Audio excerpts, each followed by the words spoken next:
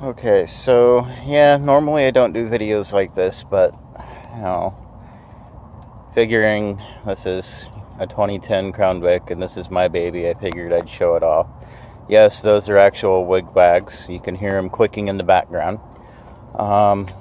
She's got just under 80,000 miles on her. I think 74 something. I'll show you here in a second.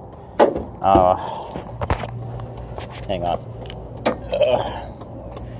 Yeah, the engine itself is fairly clean. I try to keep it as sanitary as possible. I do have an aftermarket sound system in it.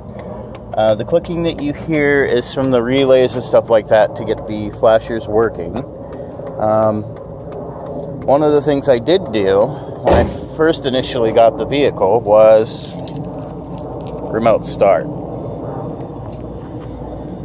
So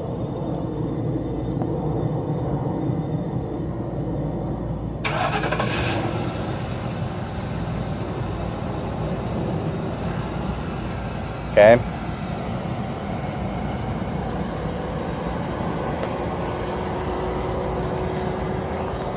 I also added DRLs to it, direct, to make it a little easier for me to be able to be seen going down the road.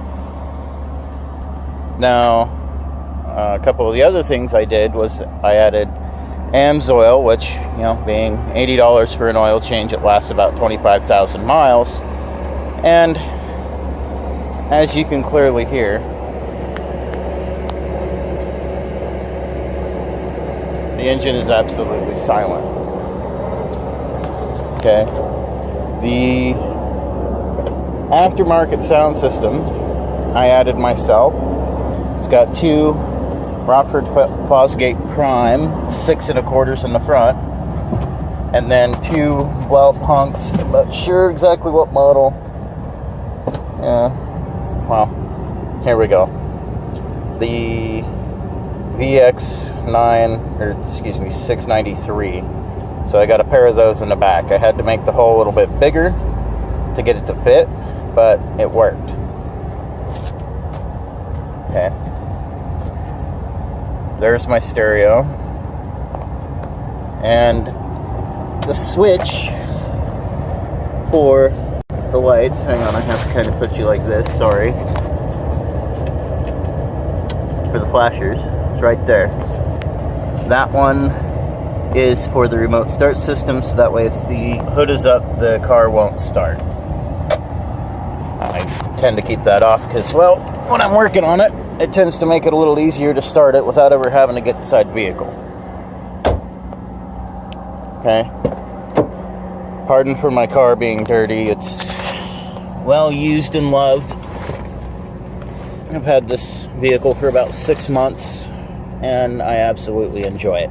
Now, as you can see, other than the fact that she's dirty, the interior is absolutely spotless. There's no holes other than where they mounted the original equipment. I mean, there's a hole there, but that's from the gun rack, to be honest. Now for the trunk, let's see, where did I put my keys? Yeah, see, I swear I'd lose my head if it wasn't screwed on straight. Oh, there they are.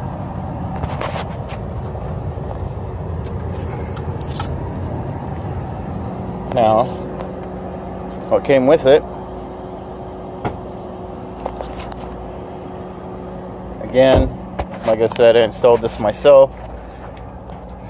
I do a lot of mechanics work, so this vehicle gets well loved. I added a secondary battery in the back. This wiring here and that wiring right there was factory, and it was originally, if you can see right down in there, there was a power spot for the wiring for this vehicle, for all the excess equipment. Now, this car didn't come with flashers or wigwags or anything like that. I just finished installing that up myself. It was a couple days ago, actually. The subwoofer box, as you can see, runs a single 8, and I built that myself. Yeah, First attempt, not bad. The amplifier that runs not only the speakers, but also the subwoofer is right there. Yeah, I know it's dirty, but you know what? It's functional. Who cares? I'll clean it up eventually. A couple of the other things that I did was I installed HIDs to the vehicle, which, you know what, I'm absolutely happy with. I'll show you those here in just a second. And personally, I think it makes the car look so much cleaner. You know? And they're kind of like the bluish white, but they're closer to white, especially at night. And they're super, super bright. Like, they pick up a lot of the stuff that's on the road that's usually, you know, you have a hard time seeing. Here's the switch for the DRLs so I can kick them on or off when I'm like sitting out and about and waiting for somebody, and you know, that way I don't waste too much power sitting there listening to music. Let's see, this button here is for the remote start system, so I can change the options. I don't ever use it, but I just have it there in case I need it. And then this is for the strobe unit, which is in the back. Right now they're not hooked up. They would be if I had the strobe light units. That'll be a project down the road. Yeah, if you look at the mileage, I've had this for 6 months and she started out at 68, so I put like, you know, 4,000 or 5,000 miles on it. Yeah, not kidding on the super low hours for this vehicle. She idles great, stays nice and quiet. Yeah, I mean, even when I go to shut the door.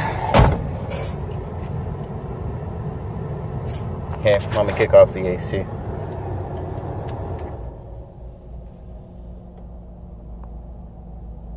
All you can really hear is the fan.